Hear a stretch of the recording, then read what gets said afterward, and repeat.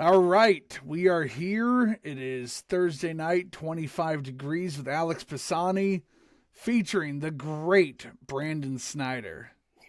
Brandon, thank you so much for joining us, or joining me. I like to say us because I'm used to having a producer behind the glass, but it's just us, you and me, just two guys who love baseball, having fun, and talking about the game. So we were talking a little bit about coaching right before we went on. And I guess that's a lot of, you're seeing these days, isn't it? Yeah. So retired in 21 and kind of went straight into the professional side of coaching and did the bullpen catching and coaching up there and got a taste of that for a couple years and then kind of thought about it a little bit and really wanted to kind of give back a little more. And so we're working at our baseball facility, teaching the young kids and trying to get the next generation to play the game the right way and make some adjustments on the way and see if we can't make a couple baseball players. So That's right. No, it is fun. It's like I always like the phrase there's nothing new under the sun. In the my generation, I was born in '98, so my generation got to see the Manny Ramirez stuff, and we learned pretty quick you can't to rein it in. You can't be doing the big bat flips, and you can't be just appearing out of nowhere in left field to cut off a throw. There's a level of having fun while also having respect. right. But Yep. it kind of has swerved hard in the other direction the last 6 or 7 years, where you have I don't know, like where it started. Was it the Jose Bautista bat flip in the playoffs? Is that where it started? It I seems to feel mean, like that. I mean, that's kind of yeah, when the let the boys play kind of deal. right, And I mean, I can tell you this, the worst part, like people ask me now, like, hey, do you watch baseball? And I'm like, I don't. And I think it's more because I'm not watching the game that I played. right, Um, but like Buster Posey, really good buddy of mine, love the guy. But like the Buster Posey rule, like these rules because things happened and they let the guys play and not letting guys kind of police the field and right. pitch clock. Like it's just like it's getting to the point where it's getting out of hand. It's definitely trickling down into the kids too because they all want to. I had two kids in one day yesterday, throwing in BP and they Soto shuffle me, and I'm like, dude, if I Soto shuffled, I'd have got smoked in the ribs. Oh Like, my and god. again, not saying Soto should get smoked in the ribs. Right, Love him yeah, too, but it's just like they absorb all the other aspects of the game that we weren't accustomed to. We were watching the game and how it was played right. and how to do it right. And these kids are watching what color sliding mitts and it's a little out of hand. So we try to rein that in a little bit, but Right. and again, I'm not the fun police. I'm not No, no, no, trying to say, no. but There's a there's a line cat. between having fun and having respect for the people you're competing against. All I'm saying is that there should still be a line of accountability, and I Right. think if the game did that itself, maybe we wouldn't have so many pimp jobs and double play celebrations. I don't know, maybe, but Juan Soto obviously never had to go up against Vicente Padilla. How much would Vicente or Nolan Padilla have? Ryan. No, You man. want to go with a Ranger? Let me tell you Right. something. That's right. Nolan Ryan would have taken his head off. Dude, 100%. Like and doesn't 100%. care. Like you find me, we'll fight. It doesn't. Here we go. Respect, respect. Here we go. Yeah, Like, exactly. but It, Padilla's a really good pull too because Padilla's got he's got some loose screws. Like oh that's yeah. that's the Oh guy. yeah. Like you face him, you don't look at him. Right, yeah. Yeah. Man, there were some wild ones back in the day. There were some guys that like as a 12, 13, 14-year old, when I'd see they were going to go up on the hill against my Rangers, it was like something might cook off tonight. Like this might be an interesting one. I remember I always, and this is Grant Balfour is one of those guys where, arguably, in my opinion, one of the most entertaining baseball players I've ever watched. Absolute madman on the field. Which, by the way, sub note, I met him. Nicest guy you'll ever meet in your life. That's how it always goes. It's like, dude, this guy is an absolute psycho. Right. But when you say, "Oh, hey, mate," Yeah, nicest guy ever. But if you must, like, he wants to tear your head off. I mean, coming from a career in hockey, it is like the fiercest, meanest, the enforcers, the tough guys. They are the guys who are holding babies and taking pictures and signing autographs and buying people rounds of drinks. It always works like that somehow. If you can apply a lot of damage to another human being, normally you're not the one that is running around with their chest out. Right. That's just that. It's like, what do I have to worry about? And those are the scary ones. I think that's you learn that when you get older, because you walk into the bar and next thing you know, you bump into somebody, and the dude that does this is that's like a little chihuahua, but the guy that you just turn and you can just look at him and be like, I'll pay for your drink. I'm sorry, but like, you just know, right? Right. On a baseball field, it's the same kind of way, you know. There's a saying I read once: in order to be a peaceful man, you have to be capable of horrible acts of violence. If you can't be capable of that, you're not peaceful. You're harmless. Mm-hmm. So it's being able to do those acts of violence, but having the discretion to rein yourself in. That's what makes you peaceful. It's along the same lines, which I know where you got that quote from. And then he also said, be a warrior in a garden, not a gardener in a war. Hey, I'll take it.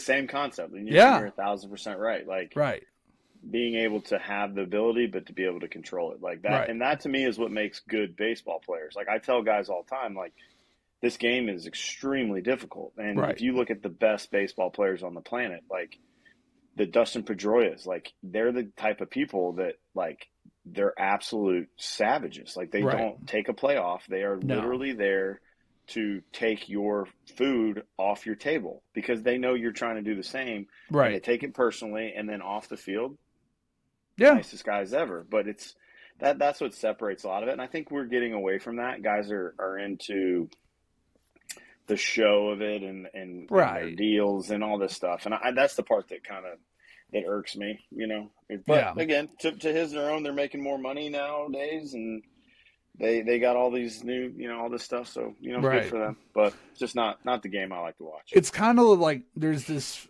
phrase I've heard bandied about, everything is wrestling in society today. Mm-hmm. Everything is showy and glitzy, and we're all trying to get on the 30-second highlight clips. Like that's our society these days. And baseball for the longest time was the exact opposite of that. I mean, you watch some of the greatest moments in baseball history. Guy hits a massive home run, 500th home run. He's jogging the bases real quick. He's high-fiving his teammates, and he's going to the dugout. And now it's like, we're going to toss the bat. We're going to have dances at each of the bases. We're going to, it's, I mean, personally, I laugh at it because, like, I can't take anything seriously these days. Just, it's all like, but there comes a point where it's like, dude, come on. Like, what are we doing here? I mean, my favorite is, it was almost a decade now again, but Yasiel Puig hitting a ball off the wall with a bat flip, and then could have legged out a double, but ended up at first. I'm sure you remember that. I mean, yeah. It's like, dude. but again, that was like at the turning point, and I'm pretty sure he got pulled from the game for that. Oh yeah. Versus nowadays, like, it's like you get away with murder, and I came up in the era of, you didn't run hard to first in the big leagues, they would legitimately take you off the field. Right. Like, yeah. They don't do that because then they're worried about the GM being like, why are you messing with them? It's like, dude. I remember my high school baseball coach. He played a couple years of single A for the Rangers, played in 2 games of double A with the Tulsa Drillers in 1998. Jason Smiga. He's now the head coach at Richardson High School. And he was tough but fair. And he would never ask his players to do something that he wasn't willing to do himself. You know, he'd be in there doing drills with us. If there was 4 guys needed for a drill and we only had 3, he'd sub in for the 4th, you know, and he'd be in the gym with us. And he always had this line that, hey, if you're going to flip the bat, I want to see that ball go over by the football stadium. And if it's not going by the football stadium, and you would know if it's not going by the football stadium, you're running hard to first till you see the umpire signal. And that's, you know, I like, if it's an absolute moonshot, yeah, like, cool.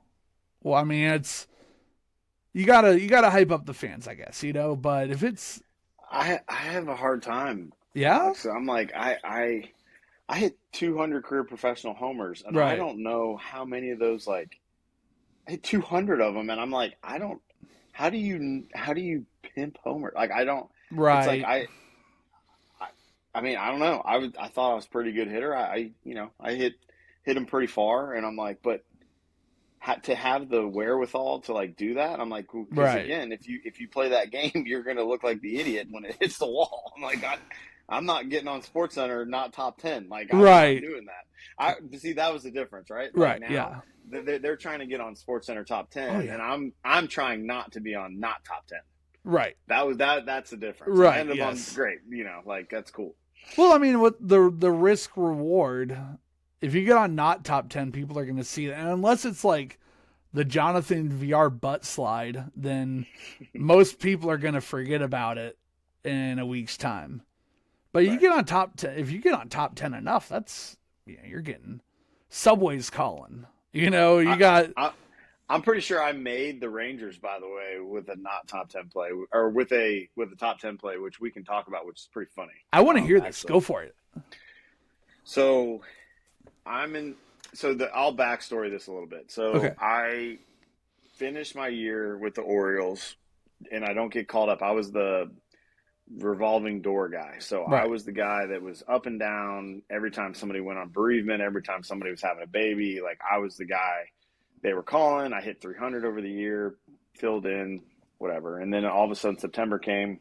I didn't get called up. So I ended up getting a call in November because they were taking me off the roster. Or normally what they do is they call you in November if you're getting taken off the roster. It's like right before winter meetings, they clear out the roster so that when they go to winter meetings, they can make their deals, right? So I knew when I got the phone call, I'm like, oh, I'm getting taken off the roster. So guy calls me, and it's guy from the front office, and it's not the GM and it's not the scouting director. It was like one of the other guys that, like, normally wouldn't make this call. And he's like, hey, just want to let you know that we traded you to the Rangers. And I was like, okay. And I was like, well, for one, like, can you, now that I'm not an Oriole, can you at least be honest with me and tell me why the hell I didn't get called up in September? Like, I was like, I was your number one prospect. Like, I was there all year, up and down. The year before I got called up, like, and he goes, well, Buck Showalter is trying to clear house, and basically said he wasn't going to call you up because he didn't want to pay you.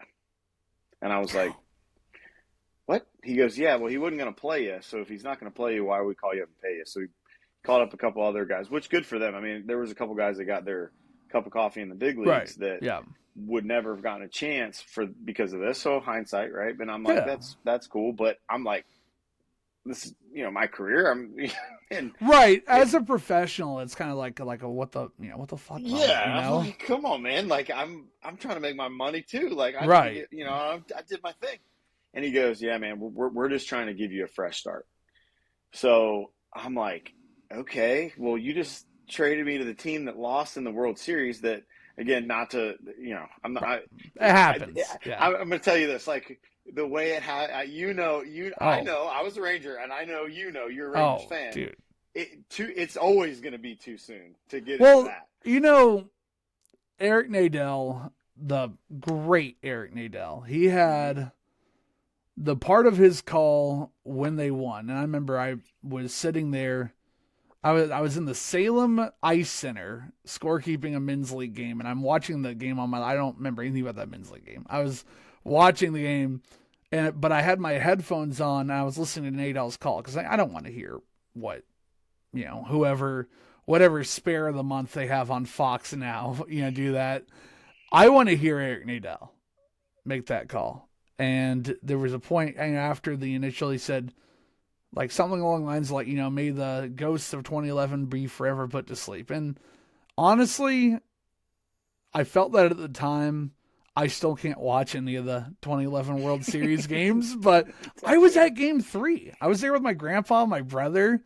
I still can't watch that game. And whenever I'm driving back to Dallas in a few days, to visit family, whenever I pass through St. Louis, I will drive by Busch Stadium. I'm like, man, fuck that place. I always just like, I feel that. And I remember I've been to a few games there since, and I always call it my personal baseball hell. And I'll be just, wherever I'm sitting, I'll catch myself looking towards right field. Right field. Like I said, dude. So yeah. I'm showing up in that clubhouse. Yeah. And I'm like, okay, so fresh start. Sounds good. Right. So I went in, and again, the best part was Ron Washington. Oh, my favorite manager. Like the guy, he's a legend, man. Like I love him. And yeah. I come in, and he's like, all right, hey Snide, like, we got a winning team, we got a winning atmosphere here, and we're gonna need you to fill some holes and this and this. And I'm like, okay, like, yes sir, like I'm ready to work and whatever. So we get through camp, and I was playing really, really good. I showed him that I could catch, because that was the other thing. I was drafted in the first round as a catcher, and the Orioles just forgot that I caught. I had a shoulder surgery like second year in, and they put me at first base and then never let me catch again. And I was like, I was a first rounder as a catcher. Like, let me catch. Like, so what's the quickest way, right? Like, out of spring training, they were carrying Mike Napoli, Yorvit Torrealba, and Luis Martinez. Yep. And you. Yep. Well, and so they didn't know. They had no idea, because when they did the trade, they never told them that. So I was one day with Cool Ball in the cage hitting, and said, hey, like, do they know I can catch? And he's like, what? I'm like, yeah, dude. Like, this is like 3/4 way through spring training, where I'm like starting to see, like, I have a chance to make this team, and they don't even know that I catch. And he's like, no. So they took me out, and Kubal actually went in and talked to Ron and was like, hey, Snides catches? And he's like, oh yeah. And he's like, no, he was a first rounder with the Orioles. He was the 13th overall pick as a catcher. Like, you should probably see him catch. So they take me out, and I have to go catch Yu Darvish. First guy and I hadn't been catching, by the way. Right. And so they take me out, have me catch Yu Darvish, and I'm like, all right. So I caught him really well, thank God. Had to deal with the split and everything, it's different. But I'm like, all right, I figured it out, and I can do it. And so he's all excited about that. And I'm like, all right. So I'm like gaining some points, right? So we get through that, and I'm like, I'm still playing well. And we get to the last like 3 days, and Ron calls me in the office. And I'm like, please just tell me I made the team. Please just tell me I made the team. And I walk in, and he's like, play outfield? Yeah, of course. I had an outfield glove in my bag because I had asked Rawlings to give me an outfield glove to shag fly balls. I hadn't played outfield since like Legion ball in 8th grade. But I'm like, yep, I play outfield 100%, Ron. So he's like, well, you're going to play outfield tomorrow. And I'm like, perfect. So I'm out in left field. I'll never forget this. I'm out in left field again. In Surprise, we're playing the I wanted to say it was the Reds. It was the Reds. Playing left field. Luckily I'm standing there, and I'm getting told where to go, because I'm like, I just don't want to screw this up. The only ball that got hit to me is this little like left-handed guy peels this one down the line. I make the worst read of all time. It's like just a banana route. catch up to it, full extension, lay out and catch the ball, end up beating LeBron on top 10 plays for the number one play Oh, in top dude. 10 plays, and made the team because Ron was like, oh, yeah, he can play outfield. Dude. And I was like, that was, and the second play that I got to make in the outfield was the day I got told I made the team. I'm playing left field in Round Rock, and I had on molded cleats instead of metal cleats, and I go to make a play and wipe out. And I'm like, oh my God, but I still got a top 10. Like, please, like, Right. just remember the diving catch. And like, I say to this day, like, it was all just luck and the fact that I did something when I needed to do it. And I mean, Oh, man. that's kind of like when you look back at your career, like all the crazy things. And again, I wish I had a little more of that because I think I could have used a little bit, but yeah, that's a pretty crazy one. Cause again, I gave you a long story to get there, but like, that whole process to get there, and then obviously that year we lose in the playing game Right. to the Orioles and that whole thing. Yeah. But man, I'll tell you, everybody always asks me. I played with six different organizations, and man, I love the Rangers. I love showing up to Texas every day and being a Ranger and the clubhouse and the guys. Like, it was awesome. So It's one of those things where I I've always admired Ron Washington, like from a fan perspective, and then having, now working in sports, the ability to go through the daily grind and still keep the message consistent and keep things loose, that's a skill by itself. And mm-hmm. a lot of people don't have that. A lot of people, the pressure gets to them or the moment gets to them.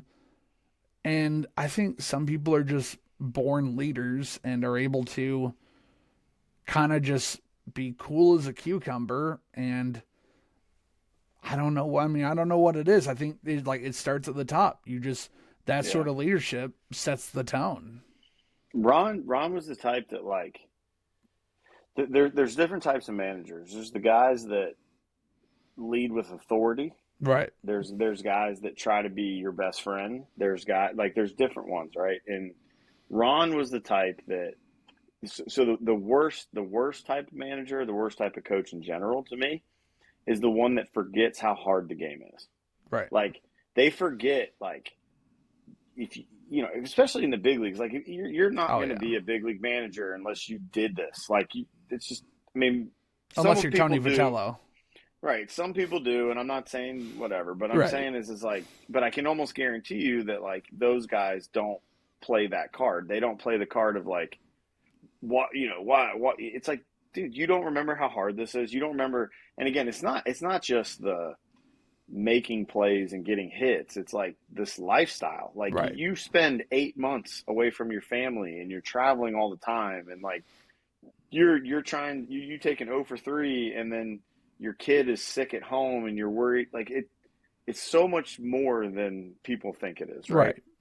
And nobody would ever be like, well, Mike Trout, he sucked today and he screwed up my fantasy team. And it's like, well, his kid is at home on the other side of the country, has pneumonia, and his wife had to take him to the hospital, and you don't know that, like, right? Right. Versus if when you're at home, like that's a big deal, right? So I think that the problem is that a lot of guys do that, and Ron never did that. Ron was the type that he always was very understanding of how hard the game was.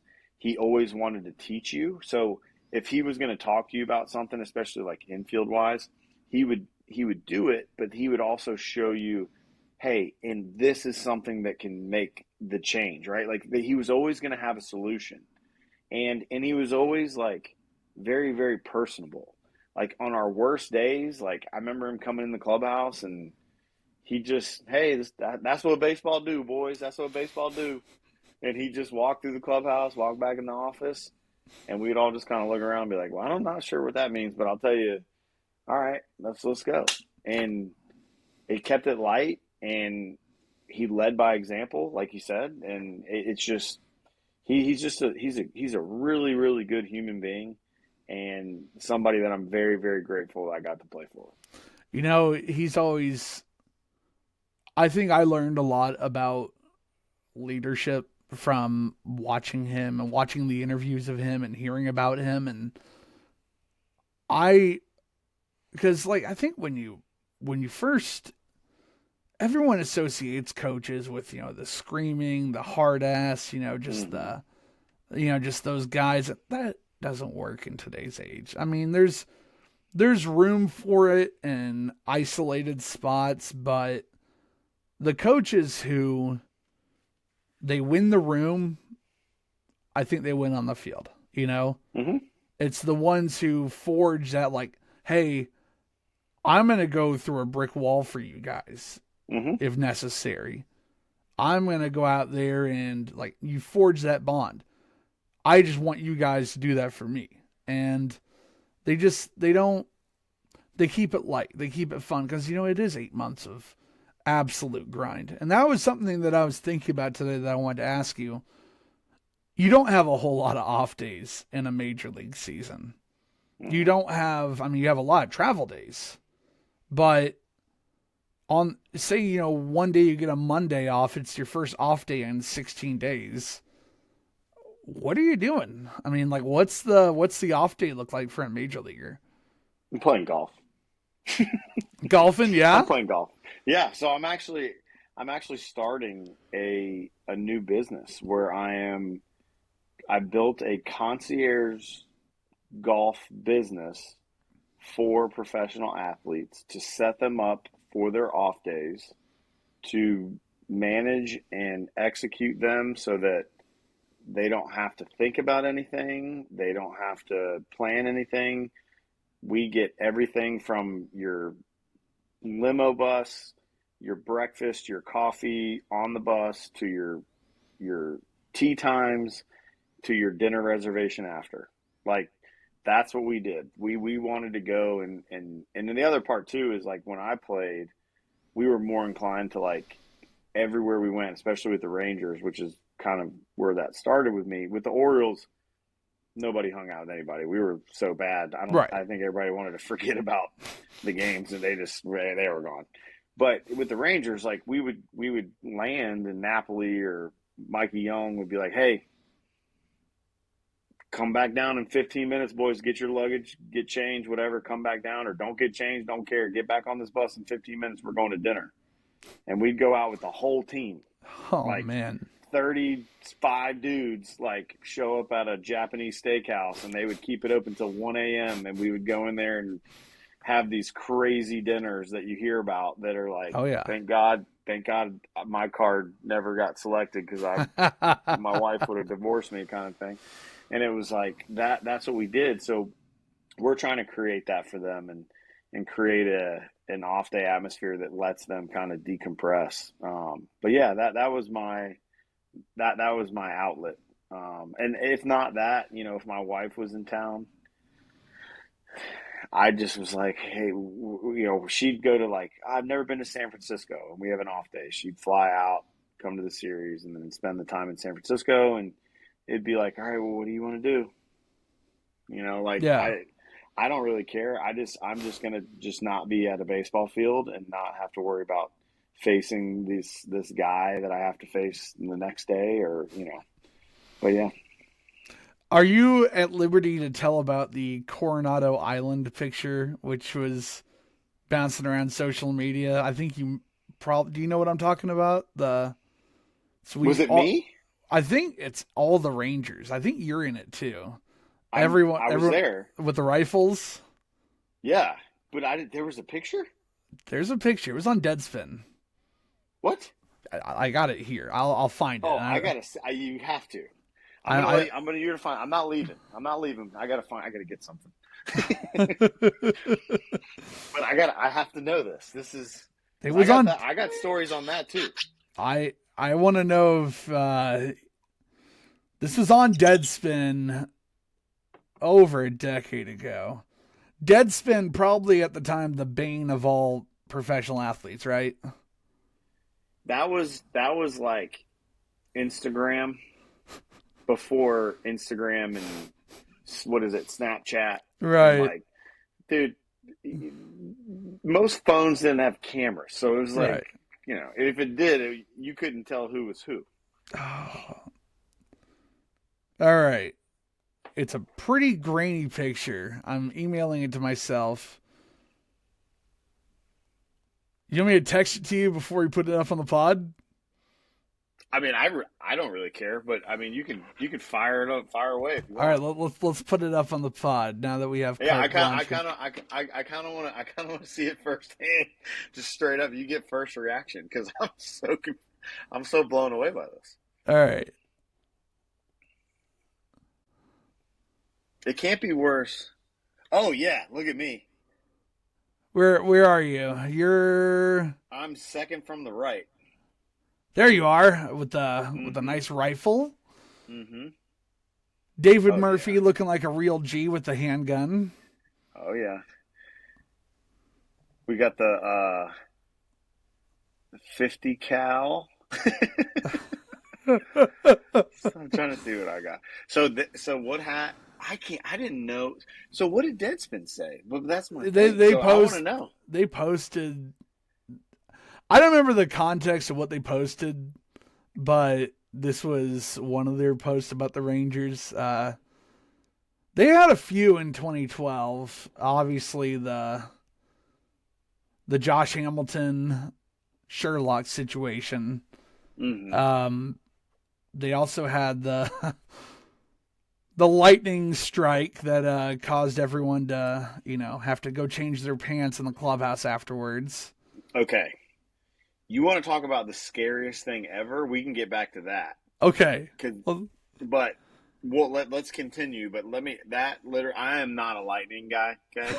And that just you literally just brought back a memory that I have buried for a long time. Were you there? I was watching on TV.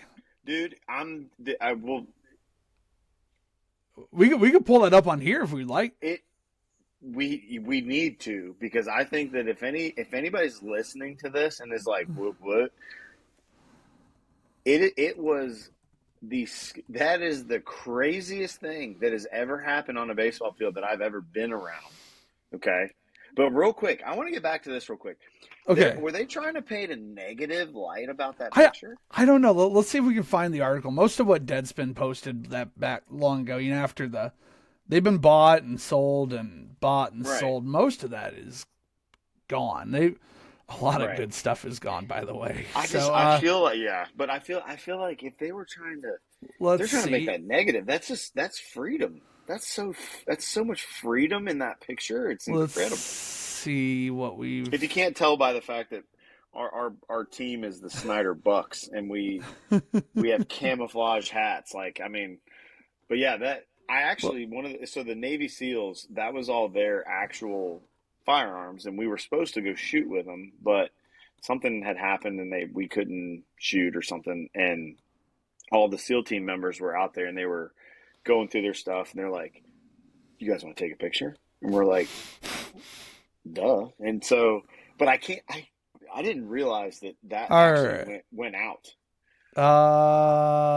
Okay. I'm trying to find it. Here it is. Here is the article from Deadspin. Eric Malinowski. I'm going to put it up on the screen for you here. The Texas Rangers are packing some serious firepower. See, I mean, While in San Diego to take on the Padres, several members of the Texas Rangers stopped by a Navy SEALs training facility today to tour the grounds, meet some military personnel, and get their hands on all sorts of battlefield-worthy assault rifles, with a handgun and mortar launcher thrown in for good measure. Even if you can't tell the players by their faces, left fielder David Murphy is the one that's easiest to spot. oh yeah. It's originally from a Dallas Observer. Oh, then that's that. Yeah, it's not there anymore. Which is crazy. I don't even know. I guarantee. Which again, that's like before social media, unless one of the guys Facebook or something. I don't know. This But was 19th of June, 2012. This was the same road trip as the Dave Barnett thing? Do you remember Dave Barnett's his weird incident where he, I don't know, like had some sort of medical incident like on the broadcast? Is that he had like a stroke, right? Yeah, something along the lines of that. Mm, That was in San Diego that year. I'll be honest with you though. I don't like I said, not a big baseball watching guy. So Right. if it happened on that broadcast, I was probably like, nah, I was probably looking for where I was going to play golf on our off day or something. Do we want to watch the Lightning video? The people need to know, Alex. Okay, the people Okay. need to know. Everybody that has ever, and you know what? I hope that some of the guys that have played with me, because I'm telling you, when the Lightning happens, okay, I still get made fun of. We were in spring training and the Lightning started going and we were supposed to go play catch. And I was like, no, I'm not going. And they're like, it's far enough away. I was like, no, like I do not mess around with Lightning at all. Yeah. This is why. All right. So Here we go. Roll the clip. You can see. All right. Okay. When just starting this, the camera cut out when it hit. Roll it. Look at that. Okay. Let me bring some context into this, okay? It's not so one, it felt like it went off in my head. Not next to it. It felt like it went off in between my eyes, okay? But there was no warning. It wasn't like you think about this. If there was a storm and there was lightning and thunder and everything, like they would have already pulled us off the field, like the whole thing. Right. This sounded like the lightning bolt hit everyone in the stadium. It was like a nuclear bomb went off in the stadium. It was the loudest thing I've ever heard in my life. Let's see if we got the replay here. Will it pull audio? Yeah, I hear this. Can you hear it? Yeah, I can hear it. You can tell he's talking to the. Oh, wow. That knocked. The players are coming off the field whether they want them to or not. Yeah. Mm-hmm. Holy cow. When they don't, they didn't have to tell us anything. Your boy was gone. First I don't care if they would have kept playing. Well, let's get to this replay. We'll look. Oh, the camera interference. That's how strong it was. Oh yeah. I remember watching this at my grandmother's house, thinking something horrible had happened, like a civil defense type situation. Your first thought isn't lightning. Right? No. Your first thought is literally that a bomb just went off. Right. On your head. So we are going to put a halt see to the replay. things. They're going to put the tarp on. Apparently rain heading this way also. Temperatures cooled off dramatically. It's down to 80 degrees. And here's old Mr. Beltray. He sat there like, oh, you boy, you so scared? Like, what are you so? And I'm like, no, AB, like, no, like, he made fun of everybody so bad, dude. I was like, hey, AB, I'm sorry, dude, but like, I'm not standing out there. This is the replay. Let's see how he reacts what happened in case you weren't paying attention at that moment. Watch what. Oh yeah, no, he was just as scared as everybody else. Oh yeah, but then you go back and look at him messing with everybody. He's like, oh. Right. Here's what happened in case you weren't paying attention. The runner at first. Watch what. Full hit to the drop to the deck. To the ground. Now, the crazy thing is, if you go back to the beginning and watch Roy, watch him. You can tell he's talking to the. Oh yeah, no. But just and that's a lot for Roy Oswalt. Like he literally was just and walks off, and I'm like, bro, I hit the deck. Like I thought it was incoming. And dude, he told me the story. Did you ever hear the story about like him in the car battery? You had to have heard that story. I have not. You haven't heard the story of how Roy Oswalt became Roy Oswalt? I have not heard this. Let's hear this. So, and I'm gonna say I'm not gonna say that this is 100% correct but so the context of the story is 100% relevant and correct. However, minor details, right, whatever. He had been going through some arm issues. He was like 85 to 90, like dealing with some arm stuff, and he couldn't get it going. And he is like backcountry. Oh, and yeah. when I say this endearing because I like to consider myself one of these guys too. I work on my own cars, my truck, like I'm that guy. Right, yeah. But he's backcountry redneck, like he's back home and he's working on his truck and whatever. And I don't know I can't remember if it was the off season, probably the off season, maybe. I'm not sure, but he's tinkering in his truck, and somehow he got both them terminals in that truck, and it popped him. And he said that he goes, I had this thing in my elbow, and I was just sitting there, and I was working on the truck, and then boom, I shocked the heck out of myself, and it blew him back off the truck, like got him real bad. Yeah. And he said he went in to throw the next day, and he's like, oh. And he said, put him on the gun. He was like 95, 96. Some of that. Next thing you know, never had another arm issue, and then had a Hall of Fame career. Some of that. Well, yeah, I think some of that electricity stayed in his arm. I mean, it literally. He says this. He's like, man, I don't know what happened, but I'll tell you right now, after that car got me, I could throw the heck out of it. And I'm like, dude, Roy's a special one, man. We picked up some absolute just gems that year. We picked up Brzezinski. We picked up him. I mean, it was like we were adding personality after personality, and we already had Nelson Cruz and Napoli, and I mean, that was a special clubhouse. 2012, you added Robbie Ross. Right, yeah, Robbie, yes. Robbie, who I hope to get on the pod one day. I'll help you with that because Robbie's the man. Robbie's he's a special one, man. I love him. I was at his debut, that Sunday game against the White Sox. I was there for that. You know who else I want to get on desperately is Tanner Shepard, and I've exchanged a few messages with him. I love Tanner Shepard personally. I think he's just. I love Tanner too, but I don't know. Like Tanner's the type that like he's just gonna sit and be like, yeah, like he's just like the most chillest. Like if you were like, all right, build me a baseball player that came out of Southern California, it's like, right.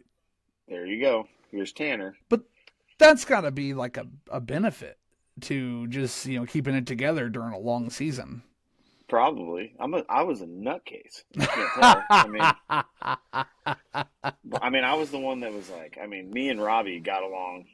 I mean, you go back to the infamous, which, by the way, did we ever talk about the I Feel Like a Woman? Yes. Yeah, right. We talked about that, I believe, on the radio. Yep. But, you go back to that, and, like, I got no filter. I don't care.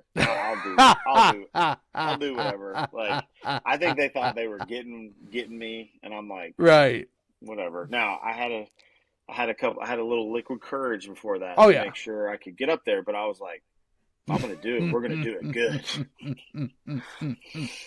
But yeah, Tanner, he was he's such a good dude. But Robbie is definitely, like, if you had to say like podcast guy, yeah. Yeah. I had Mark Lowe on my radio and show. Mark is incredible. He is, you two, like, it was just a moment, like, when I was doing the radio show and doing the podcast, I hoped is, like, going to be an extension of that. Like, you were guys that, like, were gods to me at, 13, 14 years old. Like, you guys were gods to me. And now, like, we're sitting here, we're having fun, we're telling stories and laughing together. Like, there's a moment, and I try to, like, never let myself live this down. Like, If you told 14-year-old me, like, this would be my job, like, this is, like, what I'd be doing, I don't think I would have wanted anything more from life. And if 14-year-old you is happy with, like, your adult life, is there anything wrong with the world? Nah. And Like, that's what what I matters. think, what I think is funny is like, and I think you've noticed this, and I think this may be a part of what makes it special is like as you get through this, I'm sure you start to realize like again, I appreciate the kind words and everything, but it's like we're just a bunch of idiots, Yeah. Alex. Like Yeah. we're really good at doing something, Right. and you're really good at doing something, and everybody's really good at something. Yeah. And it just so happened that I could hit a baseball really good, and Mark can throw a baseball really good, and that's about it. We're all the same. Hey, and that makes it more fun, you know? Yeah. And to me, like going back, and I think I told you this when we did the radio, or probably not even on the radio, but like when I think about, my wife gets on me all the time because I am like the anti baseball guy in a sense. Right. In my mind, I'm like, my career was terrible. Like I like always downplay it, right? I'm Yeah. like, oh, I should have done this or I could have done that, and she's like, shut up, like. There's not even 30,000 of you ever. Like, Right. they haven't hit 30,000 yet. So Right. until then, like, you weren't that bad. And I'm like, I know, but it's getting a chance to do this and talk to you and to kind of reminisce on the things that I took from it. Cause Right. people always ask you, right? Like, well, you know, what was your favorite parts? And to me, it's all these stories. It's all like the little things, like the tarp slide in Baltimore. Yes. Which I can't say it was my idea. My locker was next to Josh. Yes. And I knew if I got Josh to do it, that I could do it because nobody's going to even know I did it. I remember it. At Josh. Right. So I was like, Josh, like, you ever done tarp slide? You guys get fined for that. No, nothing. At least I didn't. I remember like again, that. maybe Josh did because they probably were freaking looking at Josh. They're like, please God, don't let Josh get hurt. And then I'm like, nobody cares if I get hurt. I'm going. Like, and my parents were there, so I was like, this is great. So yeah, that was the game that got postponed that led to the doubleheader the next day, and it was the second game of the doubleheader, which the most impressive performance of any player I've ever seen in any sport in my life. Yeah, he ruined my game. Yes, you had a bunch of RBI that game. I remember. No. I'm not even talking about that game. Oh, the game before that game. Right, the day game. Yes, had my all-time. So again, context, Alex. It's all about context. Right. I'm coming back to Baltimore. My family's there. Buck Showalter's there. He's on the top step. I'm facing one of my buddies, Brian Mattis, and I went off.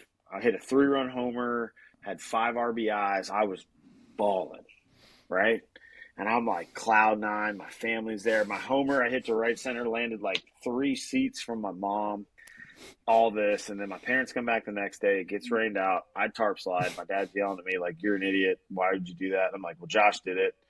Had to do it, right?" And then so next game, we got a righty going, and Josh goes off. And again, jokingly, I'm like, "Come on, bro! Like, right? You Yeah. Even have shine for like one game. Like, yeah. Or I will say, he gave me the first game of a doubleheader, and then right. Just, I mean, that, like you said, dude, that performance, we were all like, I don't know. Josh had a lot of demons, right? Obviously, he was dealing with a lot more than people even know publicly. Right. Like, a lot of it is public, and he wrote the book and all this stuff. But if you know Josh, you know that there's a lot more, and that was the best human being to ever play the game of baseball, ever. You know, I agree. Those first 2 months, that April and May, that stretch he was on that led him to getting on Sports Center or Sports Illustrated. I still have that. Mm-hmm. I still have that Sports Illustrated at my grandma's house somewhere. It's still the complete package at the plate, on the base paths, in the field, the arm. I mean, everything. And he's fake. He's fake. Yeah. And I don't think we'll ever see something like that again. Unless you go on MLB The Show and you go 100, 100, 100, 100, 100, right? And make that little cheat. That's what I do. that was Josh. Right. Like that. Yeah. Like if you witnessed, like we talked about this when, like, if you ever watched him hit batting practice, like people will always talk about the home run derby in New York, right? Right. That was every day at batting practice, right. And he wasn't trying. Like, the dude swung a 35-inch, 33, 34-ounce log and just hit nukes. And, like, he wasn't trying. He just was. He was built for it. And unfortunately, like I said, like he just had a lot going on, and the fact that he could do what he did, even with that, like, it even makes it more impressive. Like, with guys that played, to know the stories and to know him and to go, like, not just did he do it, but like, I couldn't function. Right. And he was the best baseball player on the planet for a while. Right. No, I mean, I'll tell you the truth. Like, I'm a 3-time loser or winner when it comes to addiction. Vicodin, alcohol, and cocaine. Like, Coke's everywhere in hockey. That's just the way it is. And I know that. Oh. I got some stories for you, Brandon. I got some stories for you. But I've managed to beat all 3 of those, and like each one of those was debilitating. Each one of those was like, just like, fuck your life up shit. And I had a hard time showing up to like my regular job in the evenings, dealing like Vicodin was when I was in high school. I had post-concussive syndrome after I got my bell rung when I was umpiring a Little League game, and I couldn't bend down to tie my shoes. I couldn't, like, my ears were ringing. Like, you would look to the left and like your sight would lag. It was hell. I mean, I could not, without Vicodin, I couldn't do anything except sit or lay down on the floor in my bedroom. If I was in my bed, I felt like I was like inside of like a water slide. I had to be on the ground with the lights off, with a cold towel on my face. I had to have Vicodin just like go to the grocery store. And of course, like, that stuff is the devil. And it's like, those 3 things were debilitating for me. But to go on the biggest stage and deal with addiction, and to, like, I will admit, like, I haven't had a drink in 6 years. And good for you, man. That's dude, awesome. I had this kid I was mentoring, and he just got married over the past year. So, like, it was a full circle moment for me, like, this kid saved my life, and maybe I was able to help him out a little bit too. I will admit there are days where I'm driving home from work and I think, man, I would like to, sit on the couch with some bourbon and a cigar and watch a movie. But it's like, I know it doesn't work like that for me, because one drink is going to lead to half the bottle, and then we're calling the exes, We're that's how it really goes for me. Yeah. So I know I can't operate like that. I know, like, it takes a level of discipline. And when things go sideways, I'll tell you, when I lost, situation a month and a half ago, still not at full liberty to talk about it. I have to admit, like, I was thinking, man, it'd be nice to, get blasted tonight, but I didn't do it because I knew that wouldn't really make anything better. So, I mean, the thing is that, like, Josh being able to, and like you said, we all know, on the outside, we know what we know. And we know a hell of a lot more about him than we know about most people who deal with that stuff. Mm-hmm. It was a very public struggle because whenever, on the face of it, whenever things would go sideways, Twin Peaks and Scottsdale or Sherlock's. And I am grateful that I'm not a celebrity yet, at least, and that my worst moments were limited to a very small group of people. Can you imagine having the worst moments of your life be on the gossip pages? And I mean, it's like, how do you, and I remember the Sherlock's one was particularly like bad because what I remember, Ian had to go get him out of it. And then he had the courage to call a press conference a day later and go up in front of the media, the Dallas-Fort Worth media, and sit there and own up to it and answer to it. And like, I remember at the time thinking like, the stones on this guy, like this is. Josh never shied away from it. And that, right. Like when I met him, I'm a very like personable guy. Yeah. Like, I when I walk in a room, I want to introduce myself to everybody. I want to right. Yeah. talk to everybody. And obviously I'm walking in and I'm like, this is Josh Hamilton. Like he's like a peer among peers. Like he's the dude.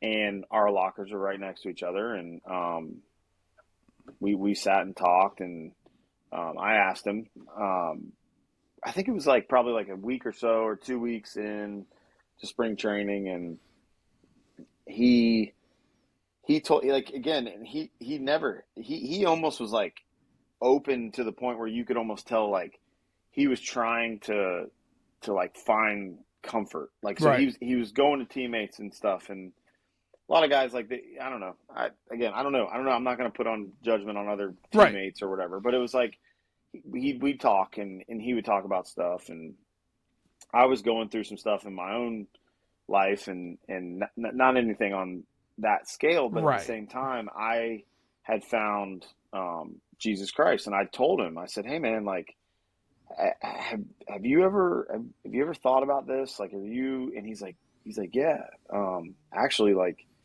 that's something that I've been talking a lot about and everything. And so we kind of found that, and we started talking, and he would come to me in the mornings. We would sit there, and I remember it was funny because we were both trying to quit dipping, which I've failed miserably at for years. But he came to me one day, and I had these mint toothpicks, and I was like, Josh, I found something. I'm like, I'm trying it. You want to try it? And he's like, yeah, like I'll try it. So I gave him these mint toothpicks, and he took it, and he's like, oh, I like it. It's pretty good. So I gave him a thing of them. Comes to me the next day, hey man, I'm out. I'm like, you're out? I'm like, there's like 100 toothpicks in this thing. And he's like, yeah, man, I'm out. I'm like, all right, well, here. I gave him like my other one because I got into Whole Foods and bought 2 of these things, right? So I gave it to him. I'm like, if this is working for you, dude, like, here. And he's like, oh yeah, it's great. So that year, he ended up getting them to send him like a case of these things. But it just goes back to like his whole personality is like, give him a bottle of water, and if he liked it, it was like he's gonna drink more water than you've ever seen somebody. Right. It didn't matter what it was; he just has that personality. Yeah. And so we talked, and he would come to me every morning, and he's like, "Hey, man, like in my dream last night, like Jesus talked to me, and he said this, and he's like, I'm trying to figure out what it means." And we would sit, and we would talk, and pray, and all this stuff, and it's just really cool to kind of get on that level with him to kind of see like a man that's fighting with something, right? Right. And so we had a pretty cool relationship in those sense. And again, he's one of the nicest people you'll ever meet in your entire life. Like it's honestly like, I don't want to say it's sad. I don't like to say that because I think you would agree with this, and I've dealt with my own issues and everything. And it's like, I don't want somebody to say that like addiction or these issues are sad, because it's like, well, I'm not looking for empathy. it's one of those things though, when you look at somebody like that it's like, man, like maybe if the spotlight wasn't so big, that maybe he would been better off, right? Right. But you can't have that much empathy when you say, well, he made $500 million and this and this and this. But that goes back to the whole point of money and lifestyle and all these things, man. Like it's way bigger than that. And I think that's something that people in general don't understand about the game. Everybody that I know thinks, or not maybe everybody that I know, but everybody that thinks of me thinks that I played 20 years professionally, and they're like, oh, you must have all this money and all these things. And it's like, dude, I never made those contracts. Like, right. My claim to fame is I'm the guy that played the longest out of anybody and never made it to my 3-year contract year to go to arbitration. like I played parts of 7 years in the big leagues and never got to go to arbitration. But I'm like, at the same time, it's like nobody really understands what these guys go through. And, he's just such a good human being. And I don't know what he's doing now. I hope he's doing well. I do too. I hope he's living in a cabin, this is my vision of him, is he's in a cabin in the middle of nowhere, fly fishing, and like just living off the land on like off a grid somewhere, just like being Josh and just being able to be himself. Like that's what I hope. There's two points I have from this. One, I think when you go through just absolute hell in your personal life, there's 2 ways you can come out of it. One way is you can be bitter, you can hate everyone and everything and be mad at the world. And that is a place of shame and regret that you allow to, I guess, kind of, you amplify that through your actions to others. The other way is you gain a different level of appreciation for things, for every day, for everybody you meet. And I was having this discussion with one of my buddies. He has a 3-year-old daughter, and they were at Target the other day, in which for little kids, Target, that's heaven for them. So he wouldn't buy her this doll, and she was just, it was like the world ended for her. And he was getting kind of irritated, but he had this thought, like, this is the worst thing that has ever happened to her. Like, where she is in her life, like, this is the worst thing that has ever happened to her. She doesn't know any way to respond to this other than this. And so it got him thinking that you really only know what you know. Like, if the worst thing that happens to her is this, it's a pretty charmed life. But that's still the worst thing that's ever happened to her. She's still going to have that reaction. Some people, their lows are so unimaginably bleak and hopeless. Other people, it's not on that scale bad. There's both those things are still the worst things that have happened to those people. It's all relative. Yeah, exactly. Yes. Like, is my life as bad as,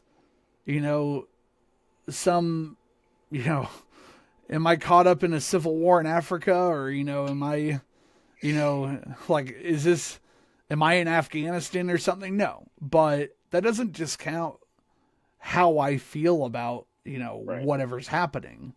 Like, and that's the thing, is that, like, I think it's keeping that perspective in mind, that you only know what you know. And so happiness and sadness, they're both scalable. Right. What makes Michael Jordan has to bet $2 million on a round of golf to feel something. If I lose $10 at a freaking blackjack table, I'm pissed. Like, it's all scalable, right? And if I get blackjack on that, I'm pumped. And Michael Jordan wouldn't blink at that. It's all scalable. And Right. To me, I think that's the problem with society, is that we get to the point where, like, we create a scale that we all have to live on. And like you said, that was very well spoken, Alex. Like, what people need to start doing. That was a really good analogy. Like, everybody needs to kind of like look at what, you know what I tell my kids? I tell them, mow your own lawn. Right.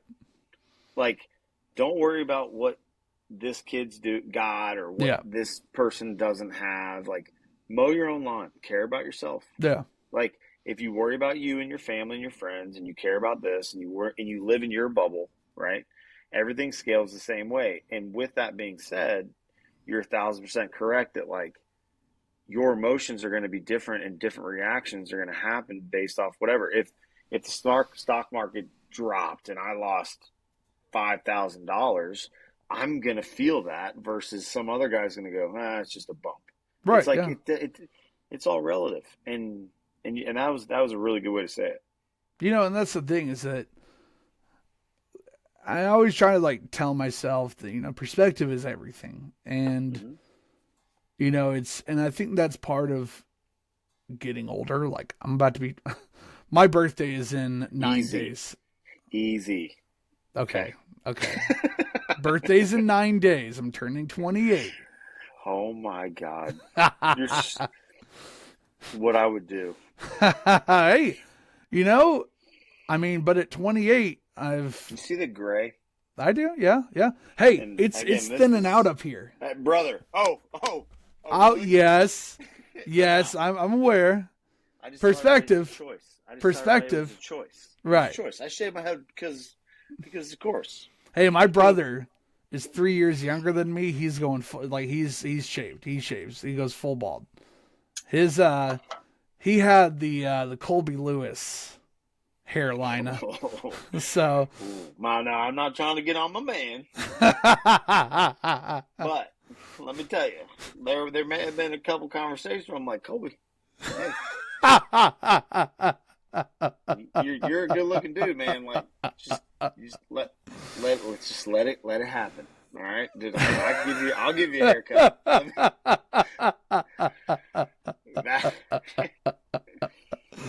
You know, I got his bobblehead right here, by the way. So I got a pretty decent sized bobblehead collection.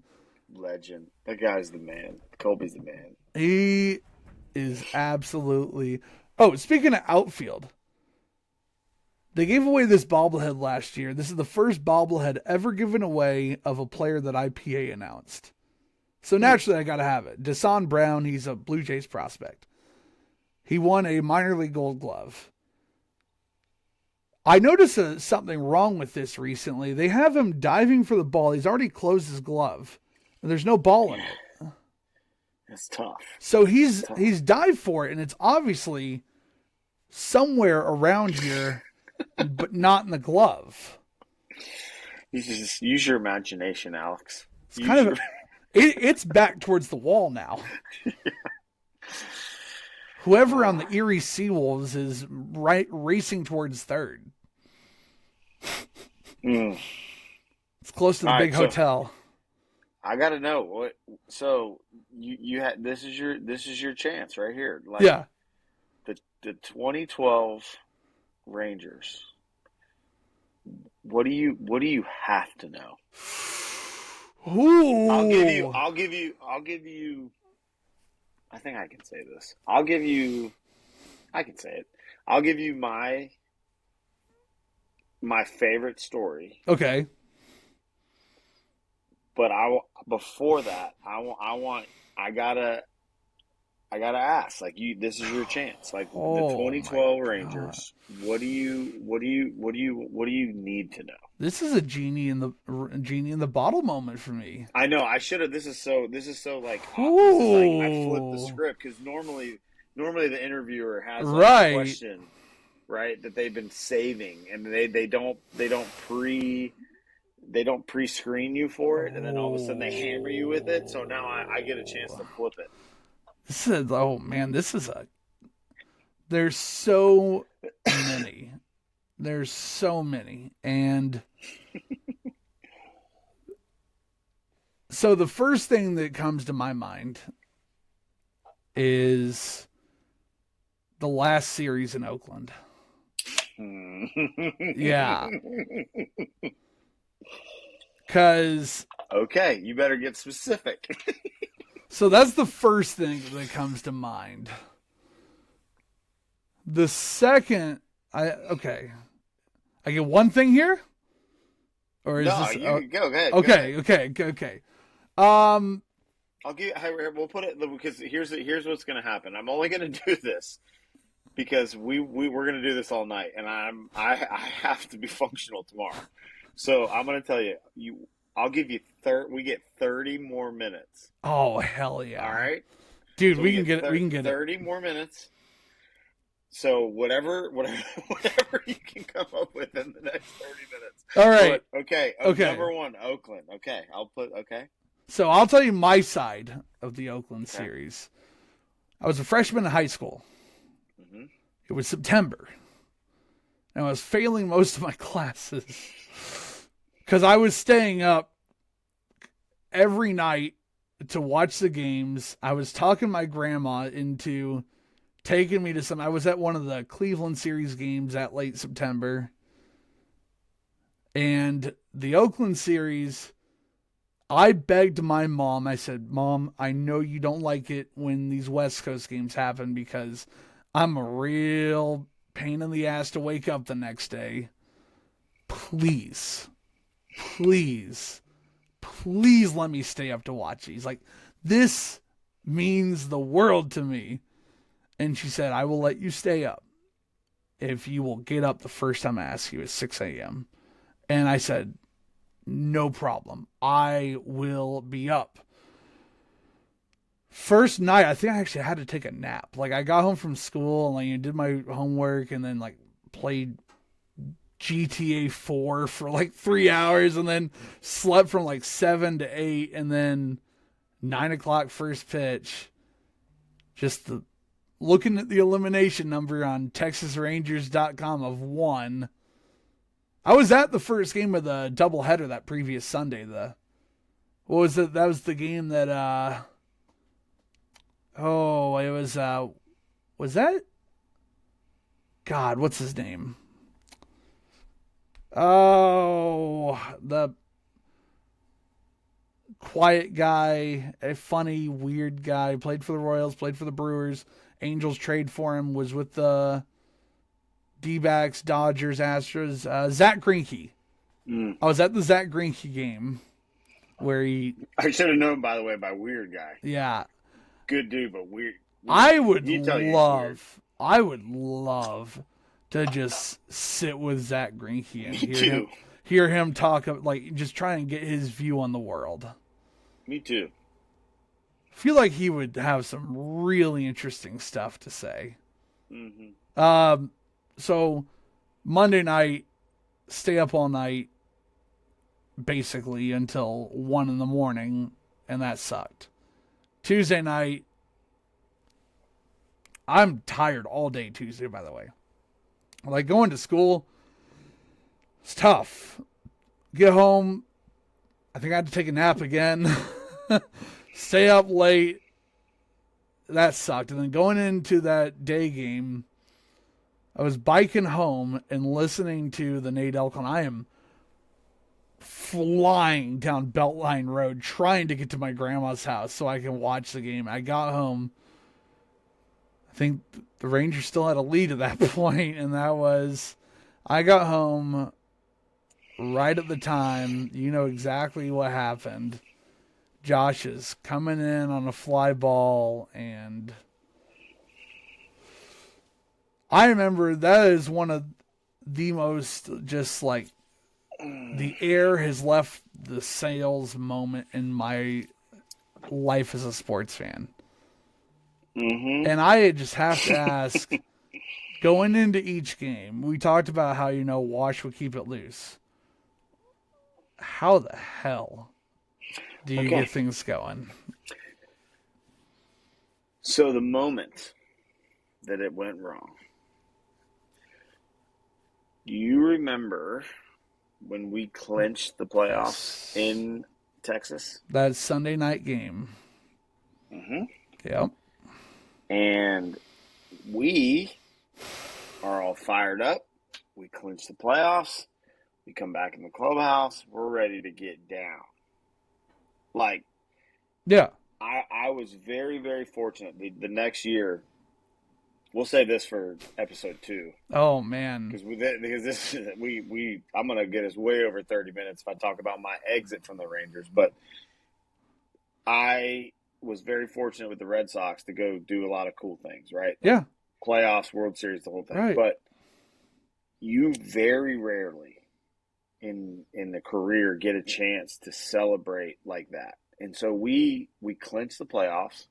We know we're in. And we were in with a week left. Yeah. We're one of the best teams in the big leagues. We were the best team in the big leagues for a long time. Up until August, there was talk of 100 wins. We were the best. Like, we were balling. Yeah. Okay, so we come in the clubhouse. And I'm not going to name names, but we get in there, and we're all, like, looking around like, why aren't the lockers taped up? Like, where's the champagne? Like, what are we doing? Right.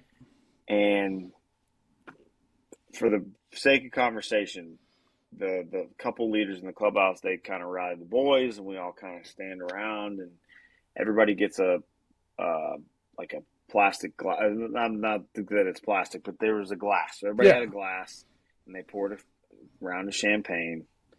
And they said, well, boys, like, we're not going to celebrate this making the playoffs.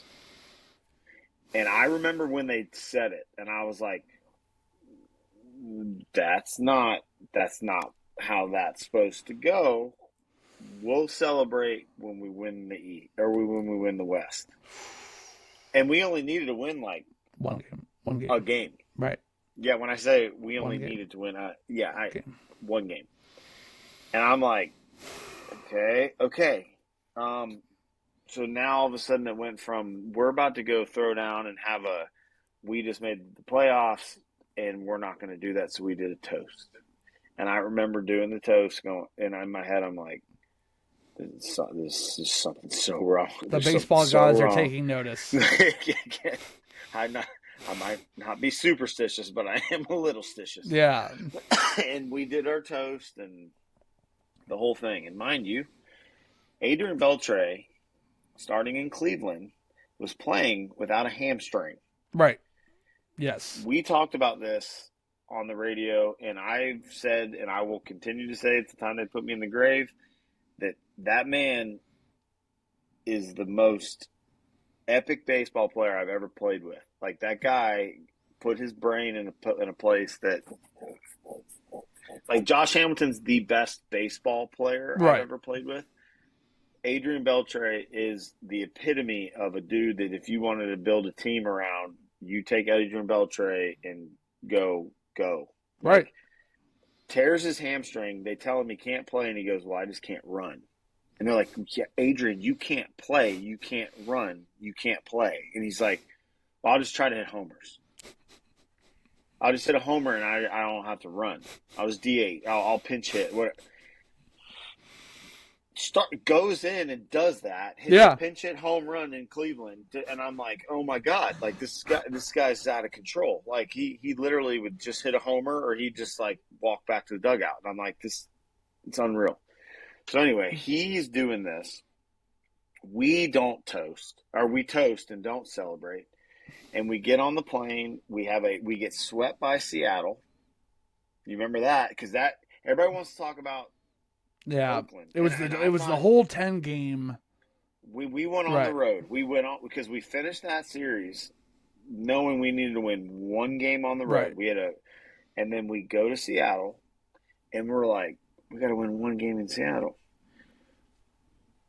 On the way to Seattle. Okay, I don't know if you know this. You may or you may not. Do you remember who wasn't in Seattle? No. You don't remember Josh Hamilton wasn't in Seattle? Was this the he drank too many energy drinks and had the eye? Yes. So, and again, not This is not I'm not No, throwing shame on anybody. No. But because again, what I again, and I'm going to say this because I don't know. I'm not Josh. I never I never talked to Josh about this, but he knew, like, going into this, that it all of a sudden became a thing. And what I believe is that it became like his anxiety and everything got so big, but he didn't show up to the trip. So we're going to Seattle. Adrian is playing with no hamstring. Josh isn't there. And again, to say that we didn't need Josh is the greatest baseball player on the planet in 2012.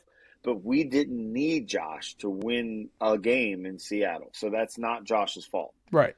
But Josh all of a sudden doesn't show up. And we're like, oh, like, he's going through stuff. We all care about Josh. So we're not like throwing it at Josh. Like, we're like worried about Now Josh. you're worried about him. You're worried about Josh the person. I'm worried about Josh. I'm not thinking about whether we're winning games in Seattle. Right. I'm worried about the fact that Josh isn't on the flight. Like, what happened to Josh? Is he all right? Like, what's going on?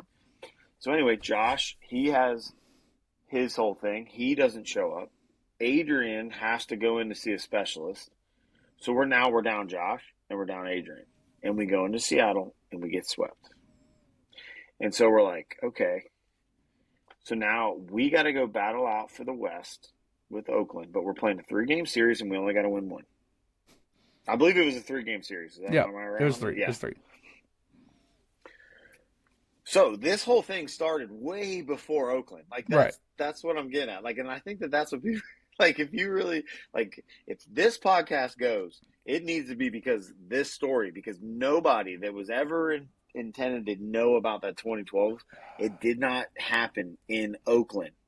It happened in the clubhouse in Arlington, and then it happened in Seattle, or it happened on the tarmac when Josh doesn't get on the plane, and we're all like, what's going on with Josh? Like, is he okay? Like, is everything going on? Like, whatever. And then we go to Seattle, and it's when you try, okay, so I always use an analogy with my kids when I'm teaching them to hit. When you try to hit the baseball, it's impossible. Right. If you try to win a baseball game, it's impossible. Has to be all instincts. And we went into that just trying to win a game. So everybody got tight. It went bad. We go to Seattle and we get swept. So now we're going into the madhouse. Yes. And let me tell you something. If you have never sat in a seat or been on that field in the Coliseum when it was going off, I'll tell you this. Like, that place was a shithole. Okay, like, we were in there one series and we couldn't shower there because the sewage was coming up through the showers. Like, the freaking walls are falling in. Like, the clubby was the man. The food was great because he was trying to be I felt so bad for him. Yeah, he's got to compensate for all that. Dude, that place was a shithole. The stadium was a shithole. The whole place was a shithole. But let me tell you, when you walked into that place, when it was cracking and those fans were going off, it was the most intimidating place I've ever walked into in my life. And we sat there and we knew we had to win one out of these 3. And you put that pressure trying to win a game. And these people were relentless. You have Grant Balfour. You have all these, like, Josh the head Donaldson. banging. I'll never forget. I used to go, so when the days I wasn't playing, I would go down in like the 5th inning and I would catch all our relievers that were going in the game. And I'd go to the bullpen and I would help catch. And if we had double barrel or whatever, I would be you and Josh Frazier, right? Me and Josh, yeah. And so I went down there because I just needed to get the hell out of the dugout. And I go down and all of a sudden, and they start going off and I'm like, holy shit. Like, the whole right side of the stadium looks like it's going to collapse, and they're just going off. And it's like, I can't even, I'm getting goosebumps, dude. I'm telling you. And I haven't thought about this in forever. And it's like, dude, that energy and that stadium, unreal, right? So we go in there the first 2, and we lose.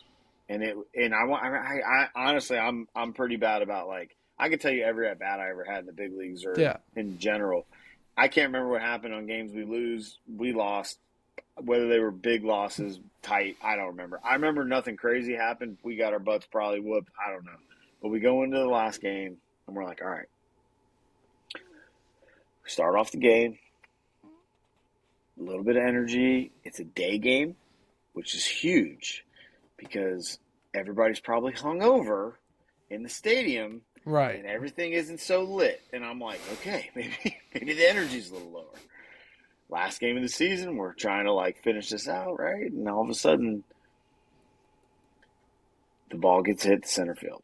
And I remember this because unfortunately, I was sitting right next to Ron. And the ball gets hit, and all of a sudden, Josh, and I'll tell you, so that stadium in the day, the sun sets right over home plate. Like, it is awful. Yeah. The sun is terrible. Ball goes up. You can tell Josh loses in the sun. He loses the ball. Ball falls. Next thing you know, just the floodgates open. Right. I'm sitting in the dugout, and I'm like, oh, no. Oh, no. You can feel the entire stadium just if they were hungover, they weren't anymore. Yep. And that the energy and everything just amplifies. And we're like, oh, my God. So we're sitting there. The inning finally ends. They score like 3 or 4 runs. We're down. And I'll never forget this. I'm sitting in my seat, and I'm like, I don't even know what to do. Ron's sitting next to me, and I see Josh coming in.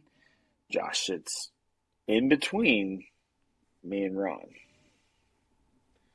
Ron gets up. He walks off. I'm like, oh, thank God. Ron does a freaking circle and comes right back and sits down. And I'm sitting there.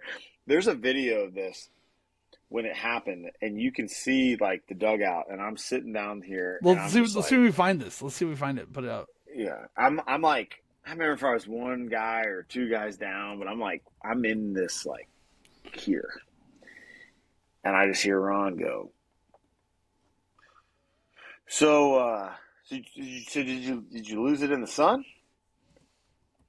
And again, Josh is like he's losing his mind. He's like, I just dropped the ball and it just cost us 3 or 4 runs. Like, this is to win the West. Like, he knows. Like, we all know. Yeah. And he looks at him and he goes, "Are you really gonna fucking ask me that right now?" I'm sitting here like this, and Ron looks at him like this and goes, "I'm the manager. I can ask you whatever the fuck I want." I'm like, oh my God. And you just... I'm just a innocent bystander. I had nothing to do with anything. I'm just like, I'm like, oh my God. Oh my she God. wanted to disappear. Like, can I be smaller? Like, and so Josh is sitting there, and I'm like, I'm the type that's normally like trying to find something to say, and luckily I was good about being like, you just shut your mouth, you just shut up, and you just keep looking at the floor, and you just pretend that this isn't happening. And then if you don't remember, which I'm sure you do, I do, that game flipped up pretty quick, and then all of a sudden it became not a game. 11 runs after that. Yeah, they decided that they were going to take us when we were down and just absolutely put a throttling through us. So it doesn't end there. So we sit there, and I can tell you that I've never felt an ass beating like that where it felt so personal in my life. And the game's over. We do the old, like, sit there. And I've forever been the guy that, like, watches guys, like, teams lose, right? Yeah. And you watch the guys that sit in the dugout and just stare at the field watching these guys celebrate, going, like, really, dude? Like, just go away. Like, why would you do that? Right. We all sat there and watched. And then we walk off. And we all walk in the dugout, or in the clubhouse. Our clubhouse, they're pulling the plastic off the which I don't know why. The place is a shit box. You weren't going to ruin anything. You might make We're it nicer. Literally, like might make it smell, a little bit better. It probably would smell better. But we sat there and they're doing that, and then all of a sudden, the walls were so thin. All of a sudden, you just hear them coming in, and their party starts, and you can hear the music, and you can hear them, and you can just hear this thing, and we're just sitting in our lockers, just listening to them win the West, and we're talking about, well, now we gotta deal with the Orioles and that whole thing, and there's never been that. There's 0% chance that we should have ever lost to the Orioles. There's 0% that's why. Because what happened in that clubhouse in Arlington carried all the way through, and the whole energy and just it wasn't Oakland. It wasn't. It was a 10-day deconstruction of energy. And like, I remember when we got swept, I think we got swept by the Angels. Yes. And we were sitting in the clubhouse, and normally, after losses, everybody's kind of just sitting in their chair, trying to be quiet. Right. You sit there for a little bit, just thinking about it. You don't want to be the first one to the showers, right? And then everybody gets up, you shower, and then you get your food, and everybody starts having a couple beers, and you go to the bus, and then it's like, all right, now on to the next one. This one was like, we were all kind of like, man. And then, I can't remember who it was, came through the clubhouse, was like, boys, like, screw it. Like, we're good. Like, we're the best team in baseball. Like, don't worry about it. And we went out for the next 10 games and just started putting hammers on people, right? That was not the case for this. It was like every time something bad happened, nobody was there to like it just, nobody was there to be like, hey, no, like we're good. It was just like, oh no, like, here we go. So obviously you're not there in 2010, 2011, but at that point, is it like, for the guys who were, is it the weight of the last 3 years, just you're feeling it now? Or probably. I mean, I think that, like, I mean, again, like for me, I was a role player, so right. like I was a pickup guys and pinch defensive replacement. Like, right. I was a new guy. I wasn't like the everyday guys that felt that. So right. I couldn't say for myself, but I could tell you that, like, that's probably the only explanation I could give, considering the clubhouse and considering the type of guys we have. Like, right. we didn't have rollovers. Like, we didn't have a team full of dudes that would just lay down. Like, but I feel like after a while of having just boom, boom, boom, like that, I'll put it like this: the next year, when I was in Boston, like, we had Johnny Gomes.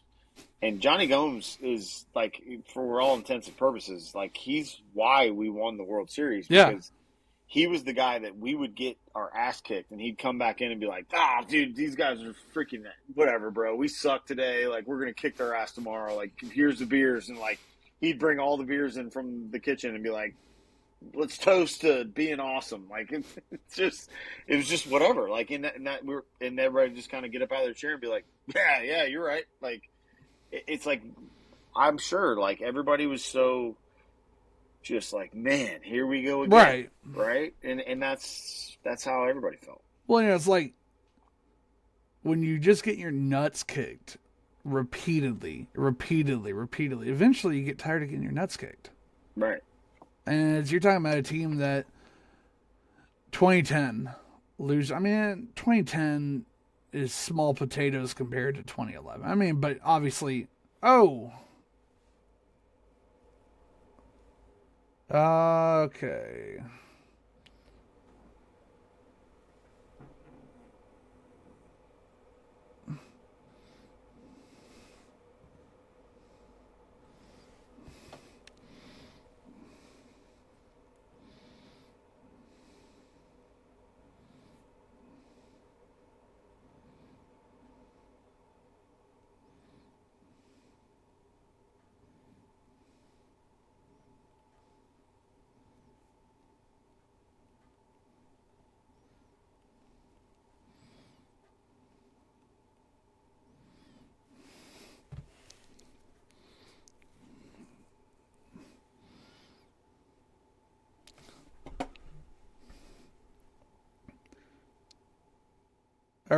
You there?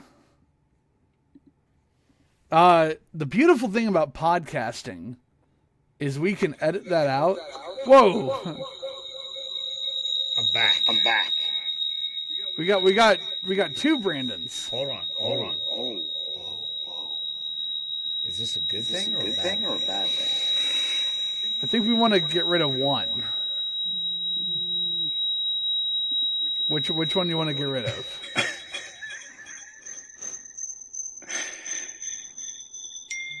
I gotta figure out this. All right, let me try this one. There. Okay. So you know what's fun about podcasting? No one will ever see any of that. I don't. Maybe they should. You think they should? You know what? I really want to know is why the hell I can't get my. Here, hold on. Let me see. There we are. Okay. Now I'm back. I had to get my. Dude, I get a text message. Next thing you know, we're gone. Now I got my ear back. Okay, we're back. So getting your nuts kicked in. Yeah. Yeah, like you get your nuts kicked. Eventually, like you just get tired of it. And I'd imagine that they got to the point where it's like, man, like why does this keep on happening to us? Like the most heartbreaking like shit in sports. It's like why? Like why us? Like, they were a good team. They were competitive. It's just like back-to-back years of the most heartbreaking finish. Like why?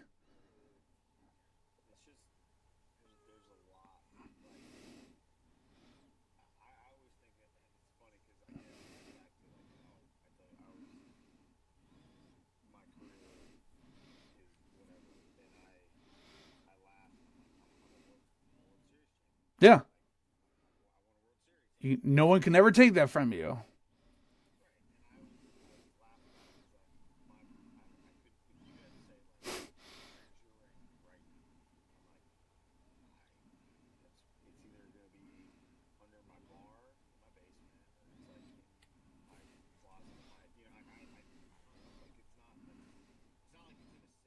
Right, yeah.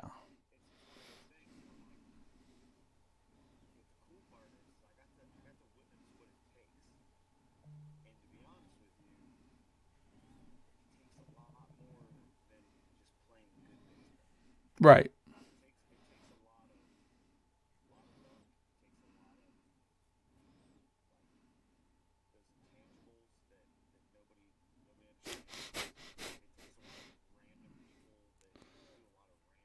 Johnny Gomes doing the batting helmet.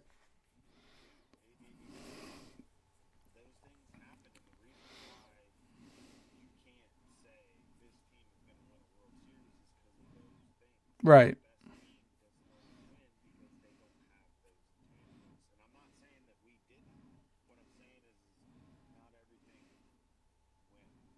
Right.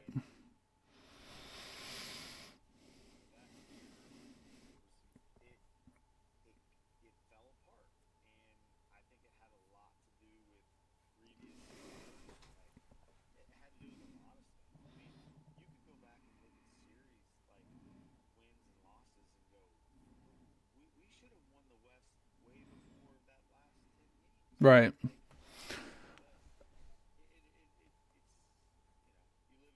Yeah.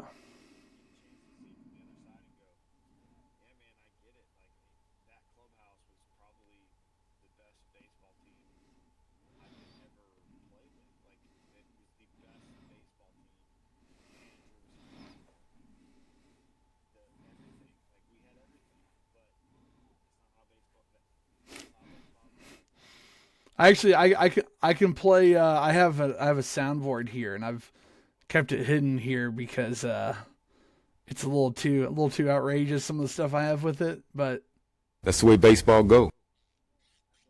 Yeah. Drop the antlers on them. Drop the claw on them. Could we get Wash on the podcast?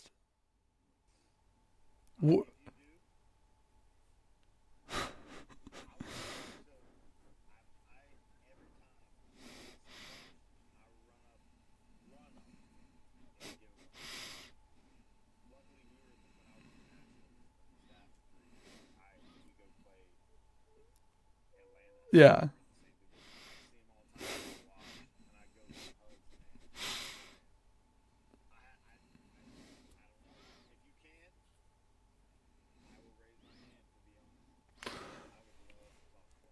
I am in the process of booking Andy Hawkins. I feel like he'd have some good stories. Uh, could we get Jackie Moore on here?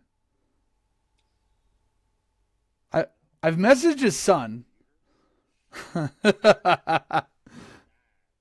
We could do it by Telegram.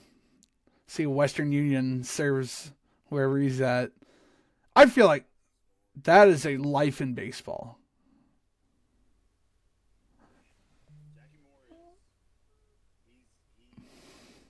Yes. Yeah. He's up the. He's the Don Zimmer of the generation after Don Zimmer. Just a life in baseball. And he's Don Zimmer if Don Zimmer was smart enough to not go after guys on the mound. Did you ever get to have any run-ins with Don Zimmer? No.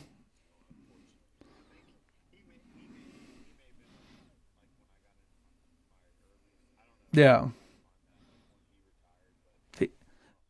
He'd hang around the Rays as like an advisor towards the end.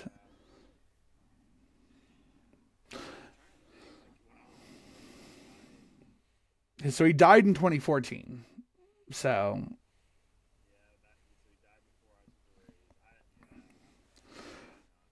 I'm trying to get Dave Anderson on. I've been working on that. I feel like he'd have some interesting stories. Gary Pettis would have some good stories.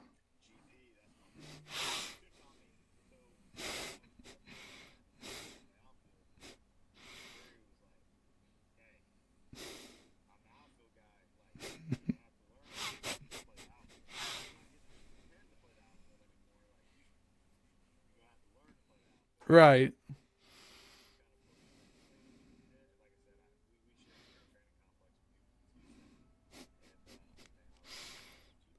What about could we get Craig Gentry on? Would Gentry do it?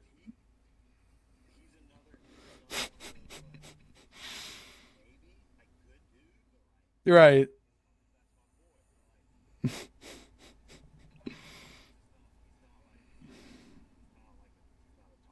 Yeah. What about Mike Olt? Yeah. How's he doing, by the way?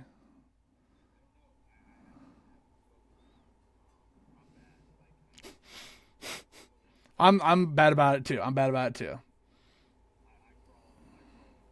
Yep.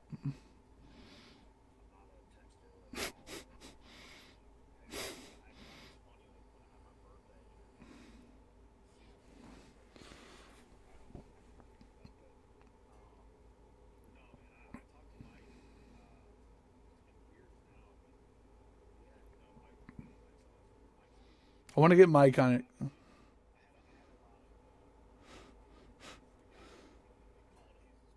Right, yeah.